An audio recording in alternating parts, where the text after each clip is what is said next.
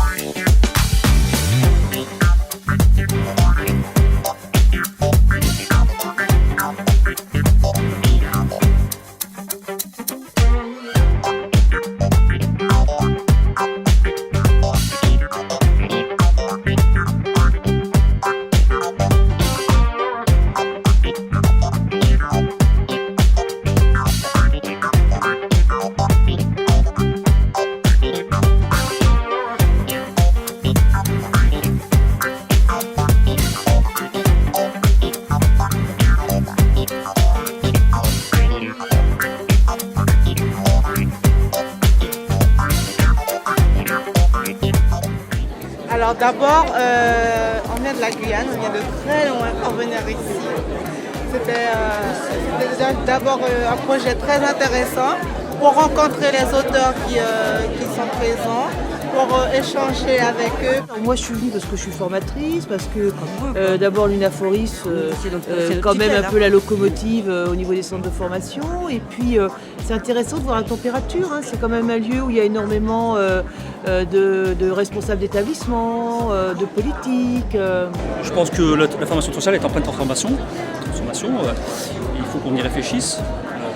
C'est ce qu'on est en train de faire aujourd'hui. Ça ouvre la porte à toute une envie de se questionner réellement sur la pratique de son métier, sur le sens donné aussi à son métier, sur les formations, au service de quoi, au service de qui. Et donc ça me permet d'abord de partager la réflexion avec les collègues au niveau national.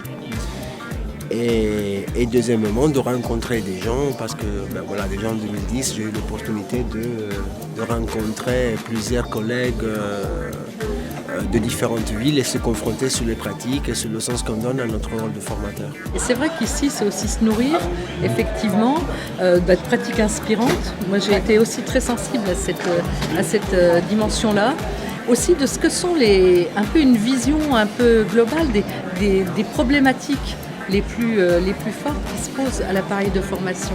On sait bien qu'on est à une période d'attente de forte évolution, et concrètement de voir comment l'appareil de formation lui-même, ses représentants se saisissent de ça en lien avec d'autres, en lien avec la recherche, et tout, c'est je pense, pour nous extrêmement, intéressant.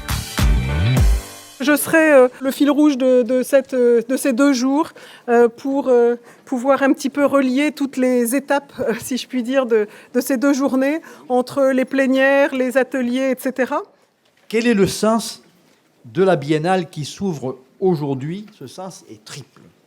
Nous entendons en premier lieu montrer à tous que la défense de nos revendications n'empêche pas de travailler, de réfléchir, d'innover dans les établissements de formation au travail social. Pour être parfaitement clair, nous savons que ressurgit en ce moment la thématique du travailleur social unique, vieille crainte dans ce secteur et qui suscite effectivement un certain nombre d'interrogations. Ce projet n'est pas celui de l'Unaforis, il faut être clair. Par contre, nous sommes pour une simplification du paysage des diplômes, trop nombreux, et pour un socle commun partagé. Deuxième sens, nous voulons montrer que ces formations s'adaptent en permanence aux évolutions que l'on qualifie de sociétales. Nous voulons enfin montrer que notre secteur n'est pas à la traîne, qu'il n'est pas replié sur lui-même dans un immobilisme frileux, mais qu'il sait créer, innover, aller de l'avant. Nous avons souhaité cette année débattre des transformations qui affectent ces formations. Ces évolutions nécessitent qu'on reprenne le chantier, qu'on reprenne le travail et qu'on regarde comment les formations peuvent s'adapter à ces évolutions.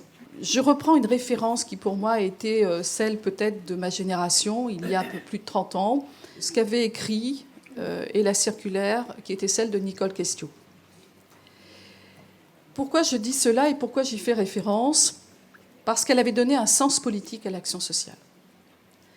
Et que malheureusement, cela n'a pas été forcément toujours suivi par la suite, qu'on l'avait même un peu oublié, et que ce qui avait fait les fondements, je dirais, à l'époque, de beaucoup d'écoles, de beaucoup de jeunes professionnels, j'en faisais partie. J'avais ce sentiment à travers mon expérience professionnelle, et puis depuis que j'avais des fonctions politiques, que le sens qui avait été donné par Nicole Questiaux, s'était étiolé et s'était perdu. Je pense qu'on peut le reprendre absolument, totalement, qu'il y manque absolument rien. Il y manque rien parce qu'elle donnait un sens au travail social et un sens politique, parce qu'elle parlait déjà de décentralisation, qu'elle parlait des territoires, et que c'est ce sens-là qu'il faut reprendre aujourd'hui. Le travail social est avant tout une expertise au service des politiques, et qu'il faut que vous le revendiquiez. Vous avez un rôle à jouer dans ce domaine, un rôle à jouer pour dire quel est le territoire pertinent, quel est l'endroit où vous devez agir, quel est l'endroit au niveau politique où vous devez être présent, parce que vous êtes des acteurs du développement social. La question de l'ouverture, la question de la diversité des formateurs, la diversité des professionnels, mais peut-être aussi la diversité des publics. C'est quelque chose qui a été présent dès le départ dans la préparation de cette biennale. C'était de faire de cette biennale un espace de réflexivité sur nos pratiques de formation, et je dis nos pratiques de formation, puisqu'aujourd'hui la formation des professionnels du secteur, ces formations se produisent non seulement dans les établissements dits traditionnels, mais aussi à l'université, sur les terrains, dans les établissements. Quel est l'impact de ces transformations dans les modes de gestion, dans les modes de management, dans les modes de financement? Quels sont leur impact dans les pratiques de formation, finalement? Je voulais signaler également la dimension internationale qu'on a essayé de donner aussi à cette biennale, parce que ce qui se passe actuellement n'arrive pas qu'aux travailleurs sociaux en France, etc. J'insiste là-dessus, donc c'est en particulier l'expérience peut-être canadienne, mais vous allez voir aussi dans les tables rondes, dans les ateliers, des collègues qui nous viennent de Suisse, de Belgique, d'Italie, du Canada et même du Brésil. Voilà. Et je nous souhaite donc de bons travaux. Merci. La problématique et le questionnement, en tout cas, de cette première table ronde, sont trois questions que nous posons de façon identique aux intervenants. Comment, dans leurs spécificités respectives, les différents acteurs de la formation collaborent-ils aux formations initiales et continues? Première question. Deuxième question, quels enrichissements, quels savoirs et expertise apportent-ils? Et enfin, troisième question, quel est le bénéfice de cette diversification pour la formation à la fois des étudiants, mais aussi pour les bénéficiaires de l'intervention sociale?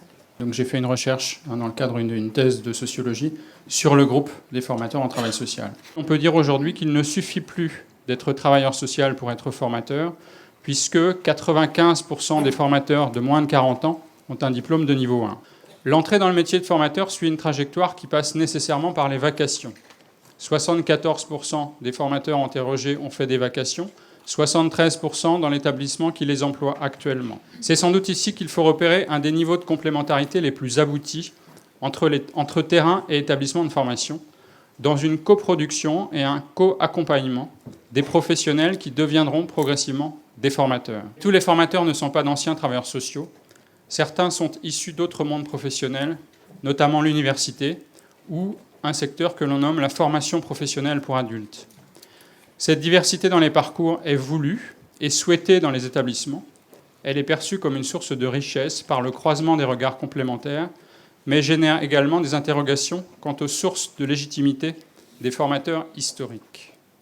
Les terrains de stage que nous sommes rencontrent de plus en plus de difficultés pour mettre en adéquation les besoins des stagiaires et l'offre de services que nous portons. Ce qui est certain, c'est que les besoins de la formation sont encore toujours, selon nous, trop centrés sur le repérage des manques, alors que les politiques publiques et la relation aux usagers, notamment depuis 2002, interviennent plutôt sur la valorisation des potentialités.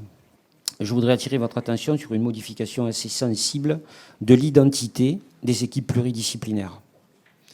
On constate en effet que de plus en plus d'équipes de professionnels sur les terrains perdent actuellement certains de leurs repères et que l'arrivée de nouvelles terminologies, pour ne pas dire nouveaux process, perturbe gravement les plateaux techniques. Les termes qualité, efficacité, rapport qualité-prix, dotation limitative, évaluation, pertinence, font irruption et créent parfois des chocs, des conflits sur les terrains face à l'émergence de tous ces nouveaux besoins repérés chez les usagers et puis aussi toutes les nouvelles formes de réponses institutionnelles qu'on leur demande d'apporter. Quand nous regardons l'évolution et la revalorisation de nos diplômes, notamment l'assistance de service social, éducateur de jeunes enfants et éducation spécialisée à niveau Bac+3, nous n'avons pas le sentiment d'avoir participé à l'élaboration, aux discussions qui a pu y avoir autour de cette prise de décision. Maintenant, il y a aussi un autre versant de ce que nous sommes en tant qu'étudiants. Nous sommes des étudiants acteurs. Nous sommes des étudiants co-constructeurs. Et il existe des associations, nous en sommes la preuve, il existe des associations, il existe des groupements d'étudiants qui arrivent à fonctionner, qui arrivent à faire bouger les choses. Nous espérons très sincèrement, alors c'est le cas ici, et nous vous en remercions, que les étudiants pourront de plus en plus participer aux discussions avant prise de décision. Qu'on ne décide pas pour nous, mais qu'on décide avec nous. Tout savoir est en construction et peut être révisé. Dans la démarche de croisement des savoirs, il y a un va-et-vient permanent et une vérification entre la théorie, la pratique et la réalité de vie. Est-il donc possible de dire que les personnes qui vivent en situation de précarité et de grande pauvreté ont un savoir, donc une expertise? Et si on dit expertise, cela veut dire qu'elles ont une contribution indispensable à apporter à nos sociétés pour qu'elles progressent. Et donc qu'elles sont un des acteurs incontournables de la formation des travailleurs sociaux. Le mouvement TDK Monde a initié les co-formations, en reconnaissant des personnes en situation de pauvreté comme co-formateurs. Des chemins sont ouverts à chacun là où il est de continuer à développer cette démarche et d'innover dans cette dynamique. Quand on parle de qui sont les acteurs, etc., et comment ils fonctionnent, comment ils s'articulent, on voit bien à travers les propos qu'il y a énormément d'enjeux dans tout ce qui a été évoqué. On est à la fois sur des questions d'identité de groupes professionnels, on est à la fois sur des questions de territoire et de réseau, on est à la fois sur des questions d'expertise. C'est aussi la question de la reconnaissance. Et un souhait pour tous, j'ai l'impression quand même, de se rencontrer et d'être dans cette dynamique, on va dire, de co-construction. Après, je crois que tout le monde est à peu près d'accord sur ça, en tout cas autour de cette table ronde. Maintenant, on va voir dans la salle, mais qu'est-ce que ça implique et qu'est-ce qui peine finalement à co-construire, puisque tout le monde semble d'accord, mais qu'est-ce qui peine à... Voilà. Nous avons un problème de changement de positionnement de posture, qui est le problème de la mobilisation de la ressource. Et nous nous demandons comment faire, comment nous y prendre pour être, entre guillemets, meilleurs sur la manière de mobiliser les ressources. Cette difficulté de rejoindre les publics les plus éloignés, tant qu'on ne leur créera pas les conditions pour que, non seulement individuellement, mais collectivement, ils puissent s'exprimer, pas tout seuls, avec d'autres, tant qu'on ne créera pas ces conditions-là, on restera avec une position de dominant, je dirais. Je pense qu'il faut avoir chevillé au corps d'abord l'intuition qu'on ne sait pas et qu'ils savent des choses qui vont nous permettre de mieux comprendre un certain nombre de situations. Si on n'a pas ça, mieux vaut pas les inviter. Et je pense que ça, c'est une part importante. Accepter que nos connaissances et que nous-mêmes, notre façon de fonctionner soit remis en question. Et c'est l'un des gros problèmes qui freine parfois la mobilisation de certaines ressources. Pour moi, on est en train de débattre de comment intégrer des personnes qui ne sont pas là. C'est pas à nous de décider comment on veut les intégrer. C'est à elles de dire, bon voilà, moi je me vois entrer là de telle manière, mais pour qu'elles puissent entrer quelque part, il faut leur faire de la place. Et c'est ces lieux, c'est ces espaces qu'il faut absolument créer, ces espaces d'expression, ces espaces de confrontation entre des milieux différents pour que ces populations puissent prendre place avec les autres. Et c'est possible. Rappelons quand même que cette biennale est justement un moment pour prendre le temps de penser. Et sans transition, donc, on passe à la remise du prix des mémoires. Ce prix, il a été l'occasion de développer un partenariat entre le CNAM et l'UNAFORIS, ainsi qu'avec Prism, et puis progressivement d'autres partenaires. Une préoccupation commune de faire le lien entre la formation et la recherche. L'enjeu, c'est la valorisation du travail social et des métiers de l'intervention sociale. Il n'y a pas uniquement l'affirmation des compétences et de la légitimité des professionnels, mais il y a aussi le souci des personnes que l'on accompagne, que l'on aide.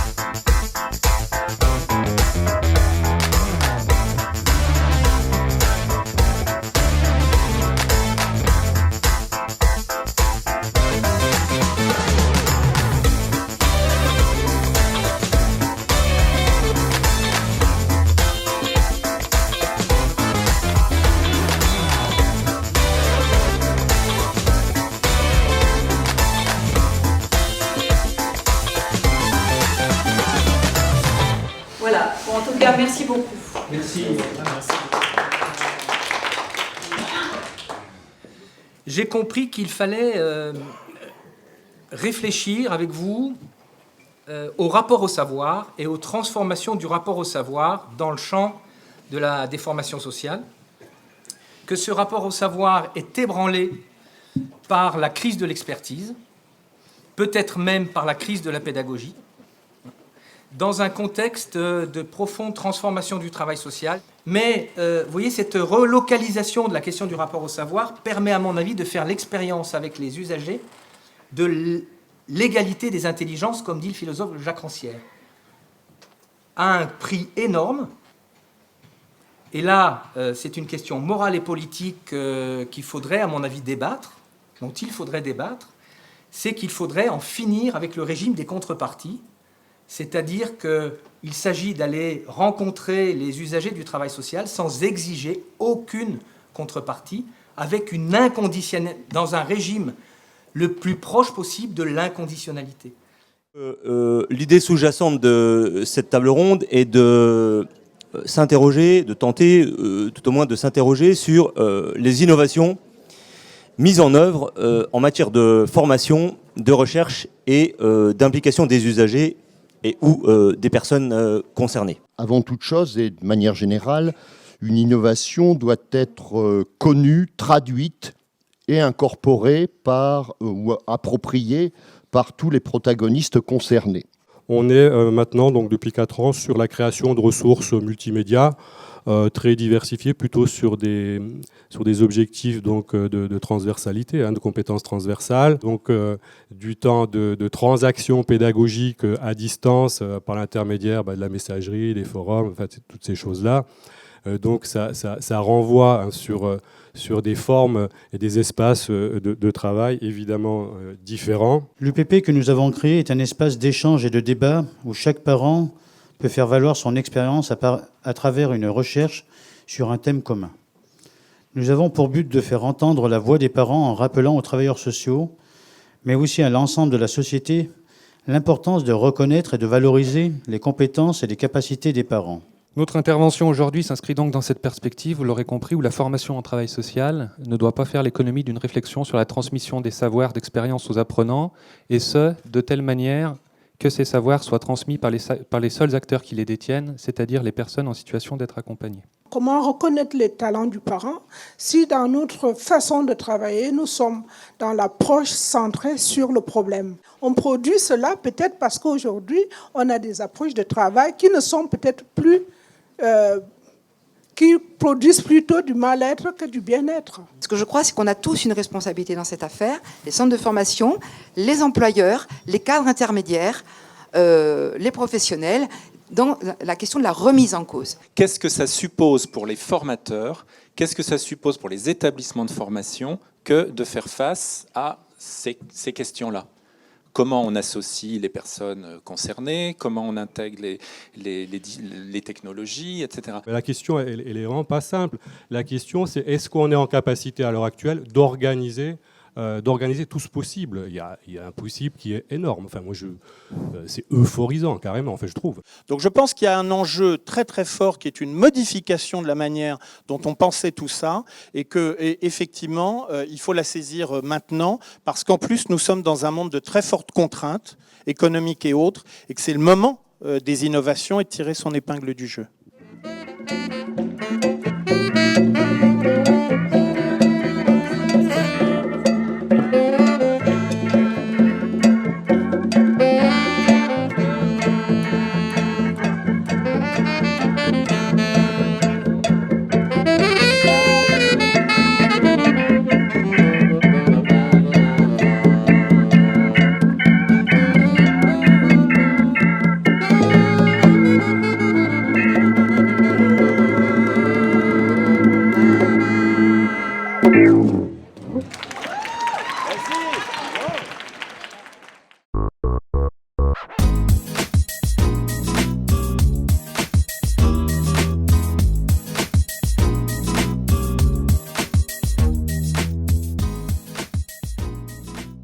Alors, pour commencer, je vous présente les 3 secteurs principaux du travail social au Canada et le diagramme contient 3 sphères qui représentent 1.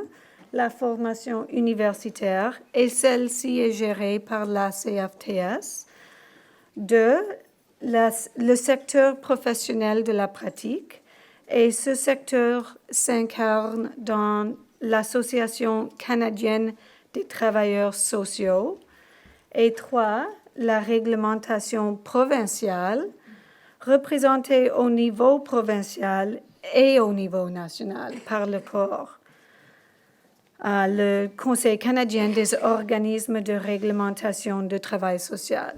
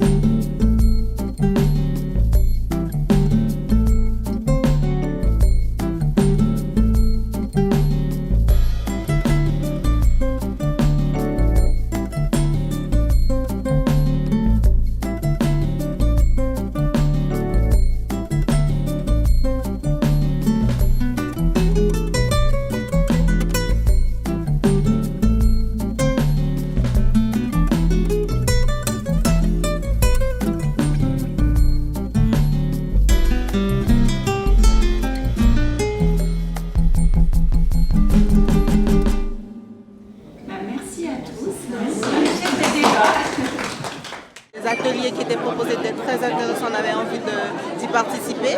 On est d'abord à 12 ici, qui viennent de la Guyane. On a choisi à plusieurs des ateliers, ce qui fait qu'on a fait des groupes pour aller à des ateliers. Et ensuite, on discutait en Guyane par rapport à ce qu'on a, par rapport à ce qu'on a vécu, par rapport à ce qu'on a entendu à participer. Ça permet de partager aussi des points de vue, et puis de débattre, et puis sans doute de continuer cette transformation au-delà de ces 2 journées.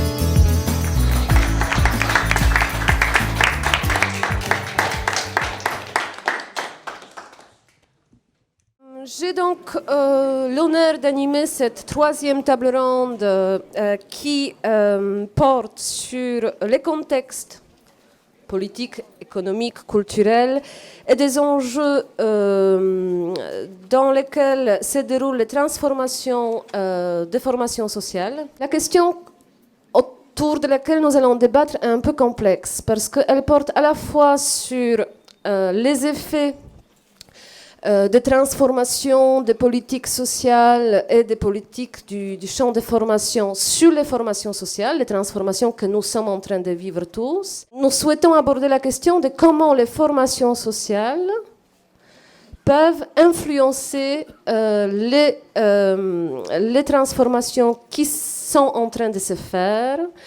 Et donc, quels espaces de concertation, quel consensus autour de ça? On est face à une difficulté croissante concernant le chômage des jeunes, les difficultés aussi des jeunes à accéder à des formations intéressantes.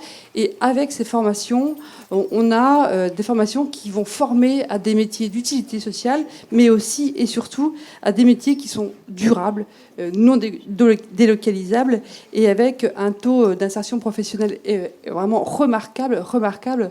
On n'est pas loin de 95% sur ces métiers, avec un temps de recherche maximum de 5-6 mois sur ces métiers. Alors l'enjeu évidemment autour de tous ces enjeux de formation initiale, continue, etc., c'est une articulation. Une articulation parce que ce qu'on a en commun avant tout, c'est la question sociale. D'un côté, il faut agir, c'est les conseils généraux, et de l'autre, il faut préparer à agir. Donc il nous faut une bonne articulation qui est essentielle à la fois pour la cohérence, l'efficacité, mais on est vraiment là dans un principe de fécondation mutuelle. Sinon, on n'y arrivera pas. Je pense qu'il est important de mettre en place un espèce de partenariat comme ça entre les organismes, les territoires et les employeurs, et à ce niveau, la responsabilité des centres elle est importante pour créer des synergies avec les territoires. Alors au-delà de tout ça, effectivement, avec les transformations dans le paysage, il nous a fallu bâtir des articulations nouvelles avec le conseil régional qui nous interpelle régulièrement dans le schéma des formations, les nouvelles compétences de 2004. Et puis il y a l'État de l'autre côté sur les contenus des diplômes. Donc c'est une triangulaire nouvelle. Ce qui est en jeu, quand on regarde les évolutions, elles ne touchent pas que les formations sociales. Tout le monde est dans le collimateur. Les réformes, elles sont permanentes aujourd'hui. On parle de modernisation du travail, de fin de l'État-providence et d'acteur, maître de son parcours. Le terme acteur, maître de son parcours, il est dans les textes institutionnels. Et dans le Code du travail, il est inscrit, c'est marqué, que les acteurs qui suivent une formation doivent prévoir les besoins de l'économie à moyen ou à court terme. Donc devenir personnellement des petits observatoires de prospective. C'est ça qui est en jeu, plus que des questions seulement de référentiel, de diplômes. Quand on change les diplômes, c'est pour changer les métiers. c'est pour changer les conditions d'accès aux métiers. Ce sont des métiers d'utilité sociale. Et moi, c'est ce que j'ai envie de retenir. Et j'ai vraiment envie qu'on travaille aussi sur cette revalorisation de ces métiers, qui sont des métiers extraordinaires dont on a besoin, surtout en cette période comme ça de crise où les inégalités se creusent. Donc, c'est un gros travail de revalorisation de ce métier.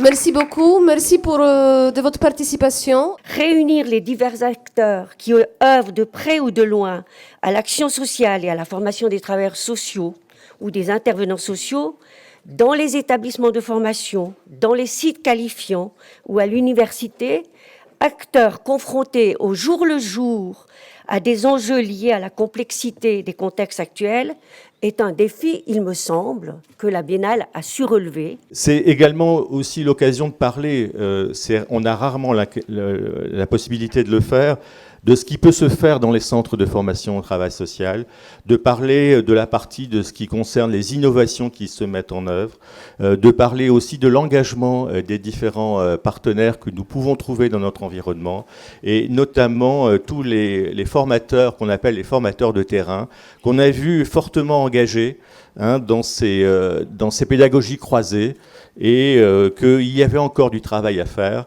avec, on l'a entendu, la participation des personnes. Alors moi j'ai du mal avec les personnes concernées, donc je vais dire les personnes plutôt accompagnées dans la démarche.